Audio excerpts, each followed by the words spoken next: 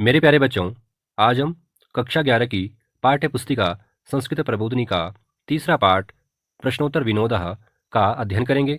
इस पाठ का अर्थ जानेंगे। आइए पाठ में पढ़ते हैं। पाठ परिचयः। प्रत्येक भाषा में कूटोक्ति वचन बोलकर हास परिहास करना पाया जाता है। इससे जीवन में उत्साह एवं आनंद की प्राप्ति होती है।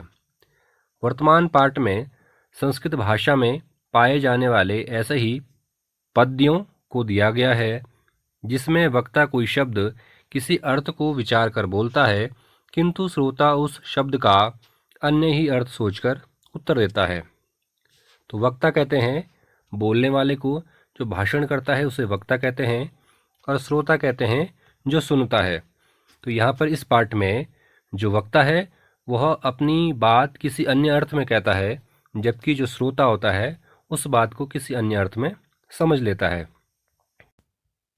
हास परिहास वाले इस पाठ में 3 श्लोक हैं। तीनों श्लोकों में संवाद के माध्यम से हास परिहास किया गया है। हास परिहास का अर्थ होता है हंसी मजाक करना। तो यहाँ पर वाणी की वक्रता के माध्यम से हास परिहास किया गया है। वाणी की वक्रता का अर्थ है कि बोला कुछ और जाए और उसका कुछ और अर्थ निकाला जाए। तो सबसे पहले वाले श्लोक में भगवान शिव और पार्वती के माध्यम से वाणी की वक्रता के माध्यम से हास परिहास किया गया है। तो सबसे पहले हम श्लोकों का वाचन करेंगे और उसके पश्चात अर्थ करेंगे। तो आइए श्लोक का वाचन करते हैं। कस्त्वं शूली मृगया भिषजं नीलकंठ प्रियेहम् केकामेकां कुरु पशुपतिर्नैव दृश्ये विषाणे स्थाणुर्मुग्धेन वदति तरुजीवितेशः शिवायाः गच्छाटव्यामिति हतवचाः पातु वश्चंद्रचूड़ः। अब हम श्लोक का अर्थ करेंगे। शब्द है कस्त्वम। कस्त्वम में कह त्वम शब्द है। कह का अर्थ होता है कौन, और अगला शब्द है त्वम, इसका अर्थ होता है तुम। तो माता पार्वती भगवान शिव से पूछ रही हैं कस्त्वम, तुम कौन हो। भगवान शिव उत्तर देते हैं अहम शूली, मैं शूली हूँ। यहाँ पर शूली के 2 अर्थ हैं। पहला अर्थ है महादेव अर्थात भगवान शिव, और दूसरा अर्थ है पीड़ित व्यक्ति, जो पीड़ा में हो, जिसे दर्द हो रहा हो, उसे शूली कहते हैं। तो जब माता पार्वती कहती हैं कि कस्त्वम और महादेव यानी भगवान शिव उत्तर देते हैं अहम शूली, तो माता पार्वती शूली का अर्थ महादेव ना समझकर अर्थ करती हैं पीड़ित व्यक्ति अर्थात जिसे दर्द हो रहा हो। तो वह उत्तर देती हैं मृगया भिषजम। इसमें भिषजम शब्द का अर्थ है वैद्य। जो बीमार व्यक्ति का इलाज करता है उसे वैद्य कहते हैं। तो वो कहती हैं मृगया अर्थात मृगया मतलब होता है खोजो, भिषजम मतलब वैद्य को। तो वैद्य को खोजो, क्योंकि आप पीड़ित व्यक्ति हैं, आपको दर्द हो रहा है, तो आप वैद्य को ढूंढो। जब भगवान शिव माता पार्वती का आशय समझ जाते हैं तो वह अपना दूसरा नाम बताते हैं। वह कहते हैं हे प्रिय अहम नीलकंठः। हे प्रिय मैं नीलकंठ हूँ, मेरा नाम नीलकंठ है। तो नीलकंठ के 2 अर्थ हैं। एक तो है महादेव अर्थात भगवान शिव, और दूसरा अर्थ इसका है मोर। नीलकंठ का दूसरा अर्थ है मोर।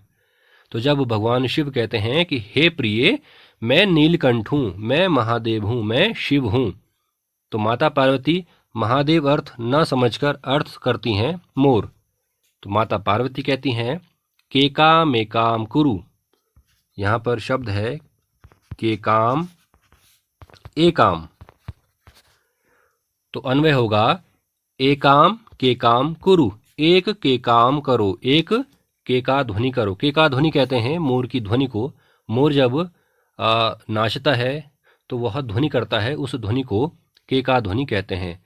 तो माता पार्वती कहती हैं यदि आप नीलकंठ हो अर्थात मोर हो तो क्या करो, एकाम के काम कुरु, एक के का ध्वनि करो अर्थात मोर की ध्वनि निकालो।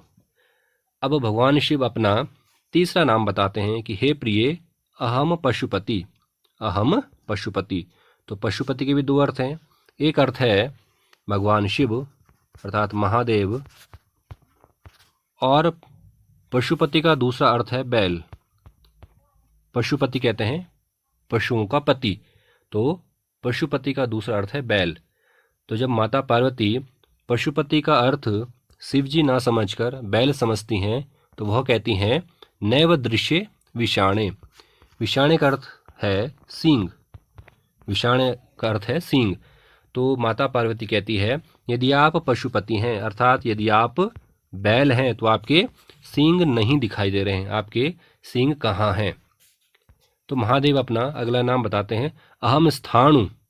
अहम स्थाणु, स्थाणु का पहला अर्थ है भगवान शिव और स्थाणु का दूसरा अर्थ है शाखा विहीन वृक्ष।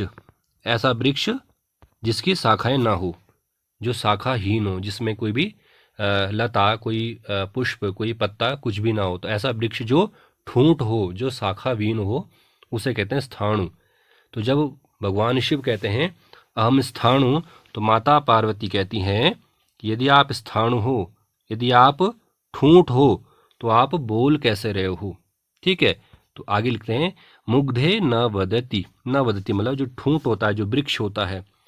भगवान शिव ने तो अपना नाम बताया था स्थाणु कि मैं शिव हूँ, लेकिन माता पार्वती जो स्थाणु शब्द है उसका अर्थ शिव जी ना लेकर के वृक्ष लेती है, वह भी ऐसा वृक्ष जो ठूंठ हो, जो शाखा विहीन हो। तो माता पार्वती कहती है कि मुग्धे न वदति, वह बोलता नहीं है। यदि आप वृक्ष हैं तो वृक्ष बोलता नहीं है। आगे कहते हैं जीवितेशः शिवायः। जीवितेश का मतलब होता है पति, पति या स्वामी, और शिवाय का यहाँ पर दो अर्थ हैं। एक तो है माता पार्वती और यहाँ पर दूसरा अर्थ है गीदड़ी। गीदड़ का जो स्त्रीलिंग है वह है गीदड़ी। तो जब माता पार्वती कहती हैं कि यदि आप स्थाणु हैं, यदि आप ठूंठ वृक्ष हैं तो आप बोल कैसे रहे हैं, क्योंकि ठूंठ वृक्ष बोल नहीं सकता है। तो भगवान शिव कहते हैं जीवितेशः शिवायाः, मैं पार्वती का जीवितेश अर्थात मैं क्या हूँ, स्वामी हूँ, मैं पति हूँ। लेकिन माता पार्वती जीवितेशः शिवाय का अर्थ पार्वती का स्वामी ना लेकर के गीदड़ी का स्वामी लेती, अर्थात अर्थ करती है गीदड़ी का स्वामी। तो गीदड़ी का स्वामी क्या होगा, गीदड़ होगा। तो फिर माता पार्वती कहती हैं गच्छाटव्यामिति। गच्छ अटव्या, अटव्याम इति, यह है शब्द। ठीक है, तो गच्छ अटव्याम इति, तो गच्छ मतलब जाओ, अटव्याम मतलब जंगल में, तो गच्छ अटव्याम इति। यदि आप गीदड़ी के स्वामी हो, गीदड़ी के पति हो तो गच्छ अटव्याम इति, आप जंगल में जाओ। तो फिर कहते हैं कि हतवचा। हतवचा मतलब जिनके पास कोई भी उत्तर नहीं है, ऐसे चंद्रचूड़। चंद्रचूड़ कहते हैं जिनके सिर पर चंद्रमा विराजमान हो, ऐसे चंद्रचूड़ हम सब की क्या करें, पातु वह मतलब हम सब की रक्षा करें। ऐसे भगवान शिव, कैसे भगवान शिव, जो कि माता पार्वती के वचनों से, माता पार्वती के सवालों से निरुत्तर हो गए हों, जिनके पास कोई भी उत्तर नहीं है, ऐसे चंद्रचूड़। चंद्रचूड़ कहते हैं जिनके सिर पर चंद्रमा विराजमान हो, ऐसे चंद्रचूड़ हमारी सब की क्या करें, रक्षा करें। पातु मतलब होता है रक्षा। ठीक है, वह मतलब हम सब की रक्षा करें। तो यह पहला श्लोक है। अगले श्लोक में भगवान कृष्ण और राधा जी का संवाद है। इस संवाद के माध्यम से हास परिहास किया गया है। इस श्लोक में भी आपको वाणी की वक्ता की झलक मिलेगी। तो पहले हम श्लोक का वाचन करेंगे और इसके पश्चात अर्थ करेंगे। लिखा है कोयम द्वारी हरिः प्रियाहुपवनम शाखा मृगस्यात्र किम। अगली पंक्ति है कृष्णोहम दयिते बिभेमि सुतराम कृष्णादहम वानरात् राधेहम मधुसूदनो व्रजलताम तामेव पुष्पान्वितान् इत्थं निर्वचनीकृतो दयितया हृणो हरिः पातु वह। आइए अर्थ करें। यहाँ पर राधा जी पूछ रही हैं कोयम द्वारी, द्वारी अर्थात द्वार पर, कोयम अर्थात कौन है, द्वार पर कौन है। तो राधा जी पूछ रही हैं द्वार पर कौन है। इसका उत्तर भगवान श्री कृष्ण देते हैं अहम हरि, मैं हरि हूँ। हरि का पहला अर्थ है भगवान कृष्ण और दूसरा अर्थ है वानर अर्थात बंदर। तो भगवान श्री कृष्ण कह रहे हैं अहम हरि, मैं हरि हूँ अर्थात मैं श्री कृष्ण हूँ। लेकिन यहाँ पर राधा जी हरि का अर्थ कृष्ण ना समझकर वानर समझ रही हैं अर्थात बंदर समझ रही हैं। तो वह कहती हैं उपवनम पर्याही, उपवन अर्थात जंगल, पर्याही मतलब जाइए। तो आप क्या करिए, जंगल जाइए, जंगल को प्रस्थान करिए। क्योंकि शाखा मृगस्यात्र किम, अत्र मतलब यहाँ, अत्र मीन्स यहाँ, शाखा मृग का अर्थ होता है वानर, यहाँ शाखा मृग अर्थात वानर का कोई कार्य नहीं है। अत्र किम यहाँ कोई कार्य नहीं है, यहाँ उसका कोई कार्य नहीं है।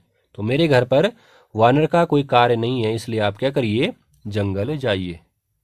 इसके पश्चात भगवान श्री कृष्ण कहते हैं हे प्रिय, हे प्रिय अहम कृष्ण, मैं कृष्ण हूँ, मैं भगवान कृष्ण हूँ। तो यहाँ पर राधा जी कृष्ण का अर्थ लेती हैं काला।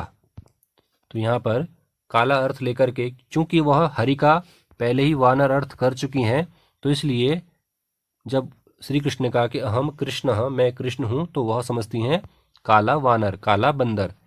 तो वह कहती हैं कि अहम मतलब मैं, कृष्णाद वानरात मैं काले बंदर से, सुतराम मतलब अत्यधिक, बिभेमी भयभीत होती हूँ। मैं काले वानर से, काले बंदर से, सुतराम मतलब अत्यधिक, बिभेमी भयभीत होती हूँ, मुझे काले बंदर से अत्यधिक डर लगता है। इसके पश्चात भगवान कृष्ण कहते हैं राधे, हे राधा अहम मधुसूदनो, मैं मधुसूदन हूँ। तो यहाँ पर मधुसूदन का पहला अर्थ है भगवान कृष्ण और मधुसूदन का दूसरा अर्थ है भौरा, भौरा। तो जब भगवान श्री कृष्ण कहते हैं कि हे राधा अहम मधुसूदन, मैं कृष्ण हूँ, तो वहाँ पर राधा कृष्ण अर्थ ना लेकर के अर्थ समझती है भौरा। तो वह इसके पश्चात कहती हैं कि व्रजलताम तामेव पुष्पान्वितान, अर्थात आप क्या करिए, ताम एव पुष्पान्वितान लताम ब्रज, आप क्या करिए, फूलों से लदी हुई डाली पर जाइए। चूँकि आप भौरे हो, यहाँ पर अर्थ लिया था राधा जी ने मधुसूदन का भौरा, तो वह कह रही हैं कि आप पुष्पों से लदी हुई लता पर जाइए, आपका यहाँ क्या कार्य है।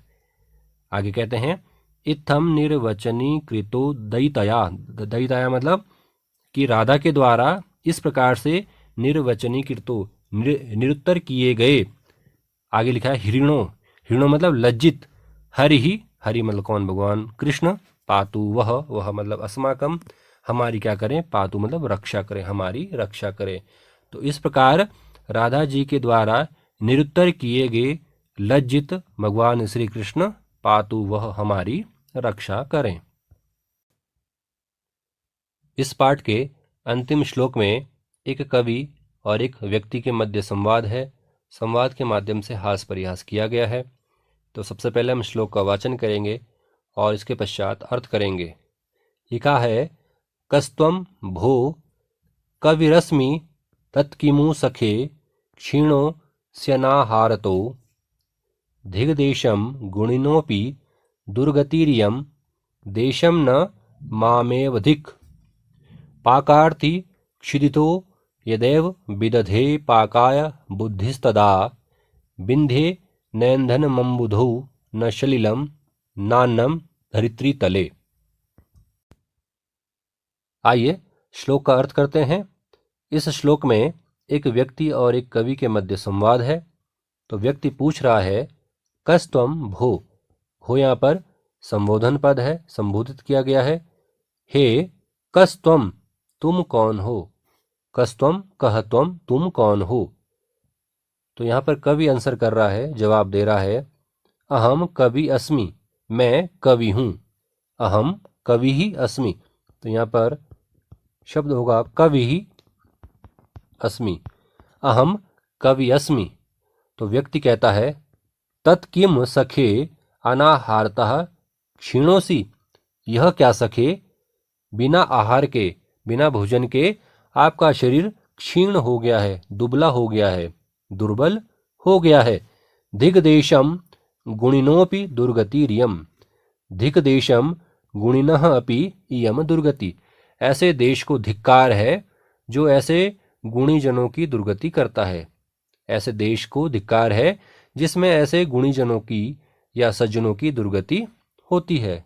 तो कवि कहता है देशम न, देश को धिक्कार नहीं है, मामेव धिक्, मुझे ही धिक्कार है। तो आप देश को दोष मत दीजिए क्योंकि दोष मेरा है। आगे कवि कहता है पाकार्थी क्षुदितो यदैव विदधे पाकाय बुद्धिस्तदा। यदैव यहाँ पर शब्द है यदा धन एव। यदा का मतलब होता है जब, एव मतलब भी। जब भी क्षुदितो भूख से पीड़ित होकर, क्षुदितो का मतलब भूख से पीड़ित होकर, पाकार्थी, पाकार्थी का अर्थ होता है भोजन पकाने की इच्छा वाला। तो जब भी भूख से पीड़ित होकर भोजन बनाने वाला मैं, पाकाय बुद्धि विदधे, जब भी मैं अपने आप को नियोजित करता हूँ, अपने आप को लगाता हूँ, अपनी बुद्धि लगाता हूँ, तदा मतलब तभी, विंध्ये नैनधनम, विंध्ये का मतलब है विंध्याचल पर्वत पर, न ईंधनम, ईंधन उपलब्ध नहीं होता है। अम्बुदो न सलिलम, अम्बुदो मतलब समुद्र में, न सलिलम, ना ही समुद्र में जल बचता है, पानी रहता है। नान्न धरित्री तले, न अन्नम, और न ही अन्न उपलब्ध होता है, कहाँ, पृथ्वी पर। धरित्री तले मतलब पृथ्वी पर, और न ही अन्न की उपलब्धता होती है पृथ्वी पर। तो जब भी मैं भूख से पीड़ित होकर भोजन पकाने के लिए उद्यत होता हूँ, स्वयं को लगाता हूँ, उस समय विंध्याचल पर्वत पर ना ही ईंधन होता है, ना ही समुद्र में जल बचता है, और ना ही इस धरा पर अन्न ही बचता है। अर्थात मुझे भोजन बनाने के लिए सामग्री मिलती नहीं है, सामग्री उपलब्ध नहीं होती है। तो इस प्रकार ये 3 श्लोक थे। तीनों श्लोकों का हमने अर्थ जाना। पहले हमने वाचन किया, इसके पश्चात हमने अर्थ जाना। अगली कक्षा में हम इस पाठ के क्वेश्चन आंसर करेंगे। मुझे उम्मीद है कि आज की कक्षा आपको समझ में आई होगी।